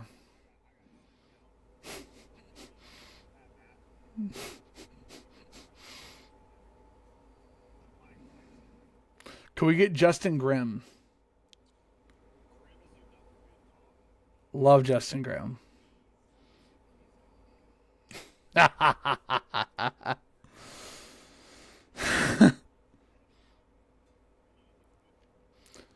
My goal, I mean, I've told you before, my all-time favorite athlete, the man who it's Michael Young.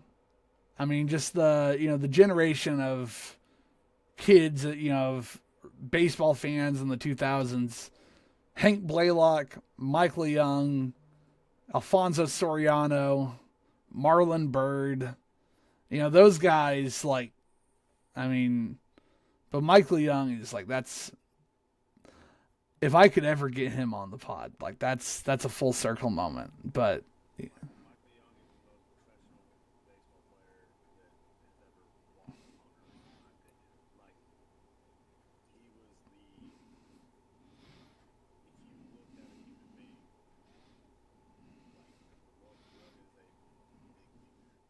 Yeah. Yeah.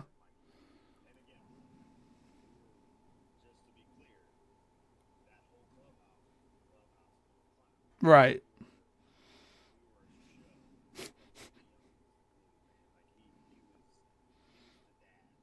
Yeah.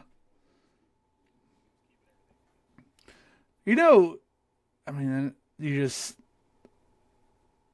so many things about him, just like as a fan, that I noticed. Like, whenever they would interview him, there could have been after a 15-run win or a 15-run loss. Lord knows those mid 2000s Rangers had a lot of both. Uh, he would always get the right answers in the post game press conference. He would never sell anybody out. He would never say like, "Oh, I'm hot shit." He would always give the right answers. He would always say the right things. And then you could say the right things and then be a douchebag other times. It's about saying it and then backing it up with your actions. And you would see him talking to the younger guys. Like, if you went to a game and would bring your binoculars, there was a time, Brandon, when you could bring an empty Dr. Pepper can and get a $1 ticket in the 300s at the old ballpark. And I'll tell you, lots of empty Dr. Pepper cans were brought on my behalf. I didn't even need it for the ticket to the game. I'd just be drinking them. I'd bring the big binoculars and you'd see him like talking to the younger guys. And you'd see him, patting guys on the asses and, tossing a guy's glove and just the little things of like supporting your teammates. I think I learned a lot about that for like myself. And those lessons, like seeing someone like, he was one of those guys, I admired him a lot as a kid. I kind of thought of him as a role model, and he never really did anything to let that down. I mean, right.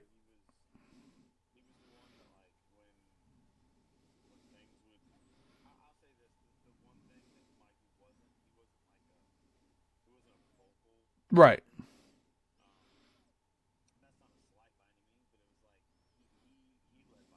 Right.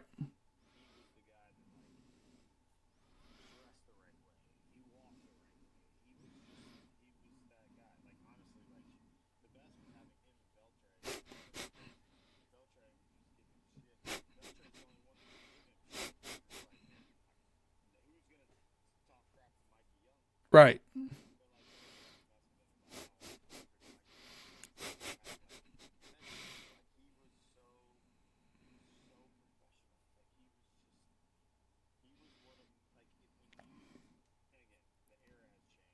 Yeah.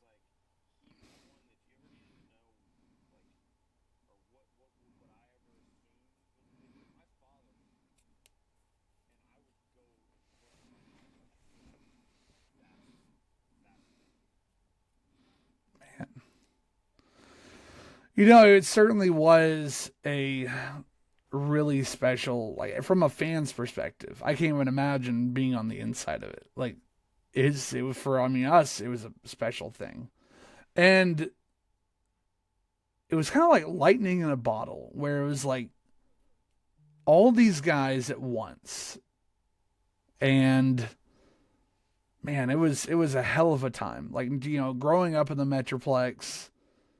I mean, you got to see it. Like, the Rangers were the big ticket in town, bigger than the Cowboys, who couldn't get out of their own way to not go 8-8 those years. I mean, Tony Romo and his busted ribs could only get you so far. The Stars were in bankruptcy. I mean, the Mavs were a big deal, but still, like, when the Rangers got big, when the Rangers are good, Dallas-Fort Worth goes fucking insane for baseball. And I went home for Game 1 of the World Series in 2023. And I had already moved up here to New Hampshire. And I went home, and I was at the walk-off, a Corey Seager walk-off. And man, there's some moments that just like it makes you like remember why you love this game, like why it's special, why it's. I mean, my earliest sports memory is a Juan Gonzalez home run when I was sitting in right field, and then it's it's stuff like that where you remember going to games with your dad, you remember going with your buddies, you remember going as a 19-year-old, you barely got enough money to get enough gas to go to Arlington. Park behind the subway and hope you don't get towed, and just buy a $7 ticket in the outfield. I don't care if they're going to lose 100 games this year. I'm going to go see see him just to see Bartolo Colon pitch on the Rangers. It's stuff like that, like the magic of it, and then it all comes full circle there. And baseball has never lost its magic for me. I work in it now. I mean, I work for I work for Dartmouth College as well. I work for the Nashua Silver Knights. I'm going to be PAing the Futures Collegiate Baseball League All-Star Game this year. And it still is just as magical to me as when I was a little kid. And you lose a lot when you work in sports on the business side of it. This is not something you do if you want to get rich, because it's a very select group. We can't all be the Joe Bucks. We can't all be the Troy Aikmans. I mean, I've lost a lot of hours. I've lost friends, just the hours it takes to just grind away and make something out of this. I've never lost the magic. And I feel like as long as I have that, it's still always going to be special.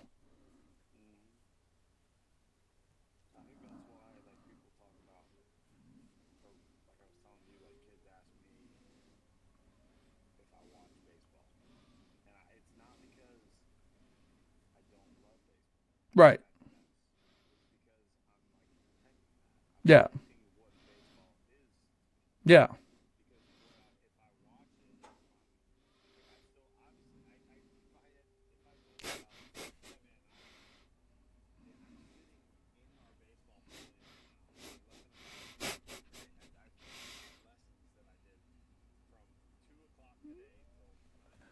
And we've been talking baseball for 2 hours.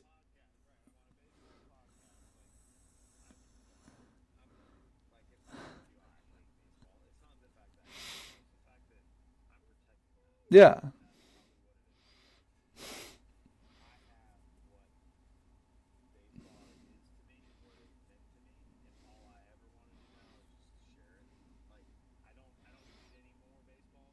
Yeah.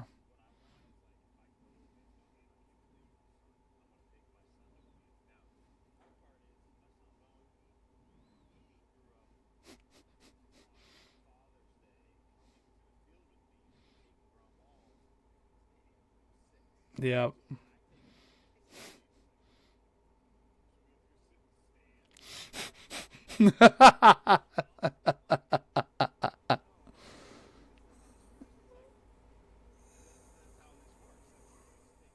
Right.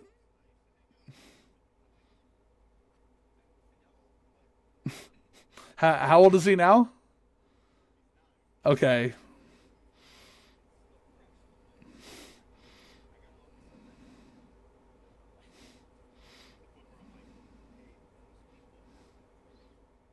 Right.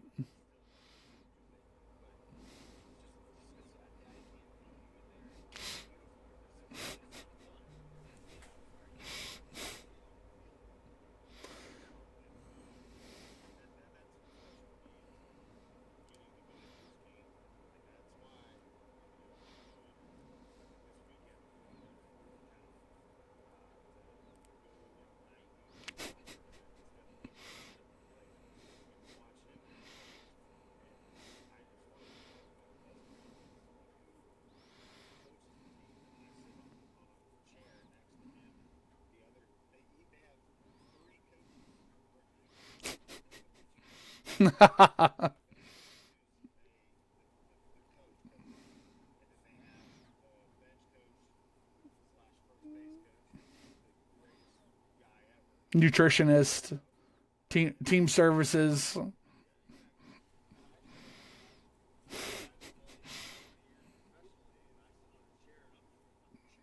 Right.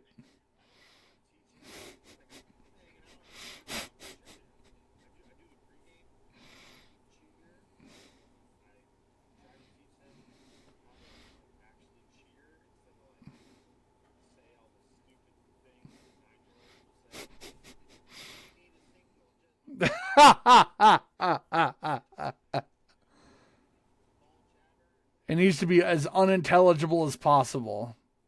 That's the way to do it.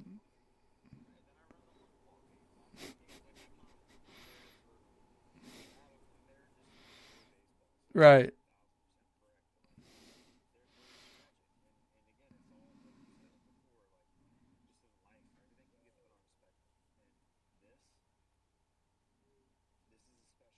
Yeah.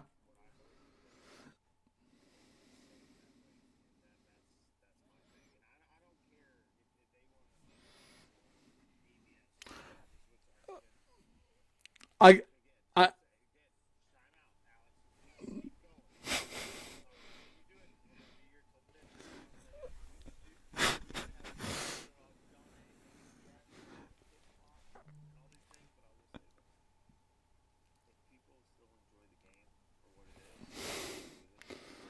can I get 2 minutes of ABS lightning round? Okay. Right. 2012 ABS has been transported back in time. We're gonna go green light, red light. Who has the green light for a challenge? Red, and who has the red light? Let me throw names. My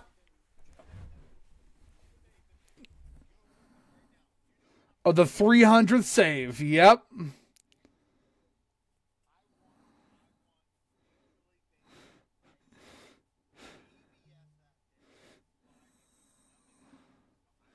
The 300th save. I remember the wow. You saw that. Yeah.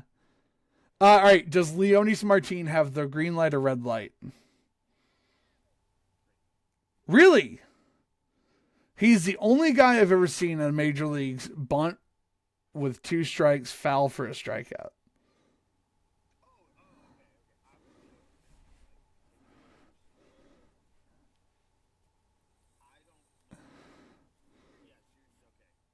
All right, Elvis Andrews, green light, red light. Mitch Moreland, green light, red light. Okay, let's think of some good ones. Nelson Cruz. Yeah?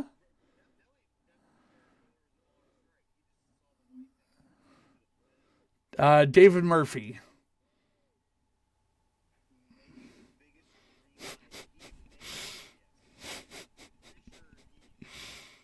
Yeah. Yeah. Okay, let's go pitchers. Let's go pitchers. Yu Darvish. That is true. That is true. Matt Harrison.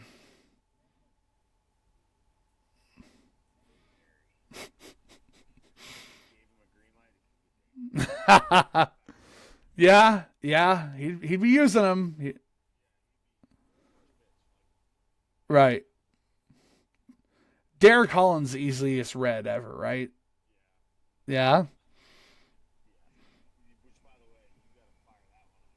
Oh my God. Open invitation for Derek Holland. Robbie Ross also probably a red light, right? On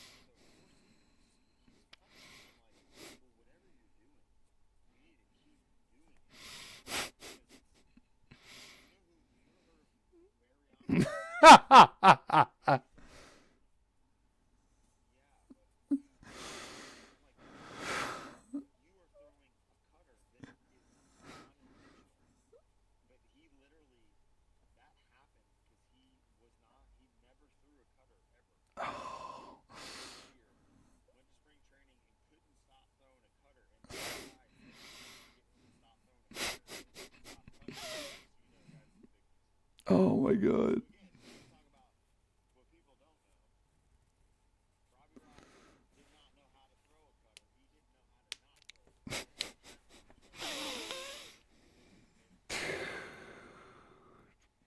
We could roll this all night. We could sit here all night and roll this. Maybe this should be like, yeah, we should do something next week.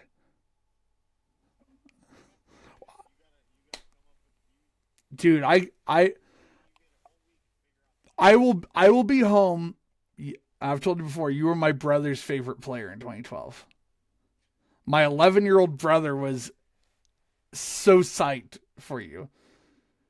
He wanted one of the $300 on-field jerseys with Snyder 21 on it. And my grandma, God bless her, it's not personal. She said, no. Dude, my brother was so psyched for you. I don't, you have been so awesome to me and to, the show. I don't think he had even heard of you before we got MLB The Show that year. He saw you, and there's just something about, I think it was just the picture you had on MLB The Show. And he was just I think he would, my brother would base whether he liked guys off their picture on MLB The Show. He was 11 at the time, so. Dude, yeah. Hey. That's one I've got for you for next week. But when we do this next week, we got to have my brother pop on and ask a couple questions. Full circle moment for him. He has a full Texas Rangers tat. He's hardcore. So we gotta get Jason on because he would be so fired up for this. Dude, that'd be a full circle moment for him. Oh, dude, Brandon, thank you so much. I can't, this has been, like I said, 14-year-old me is absolutely in heaven right now. So I think by all standards, that means I'm doing all right.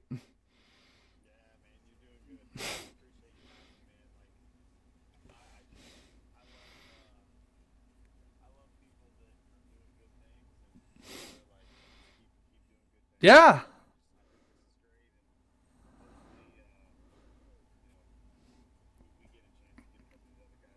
Dude.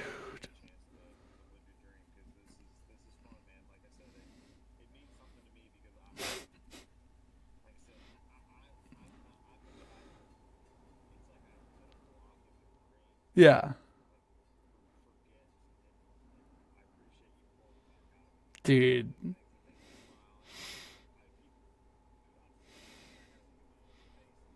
No.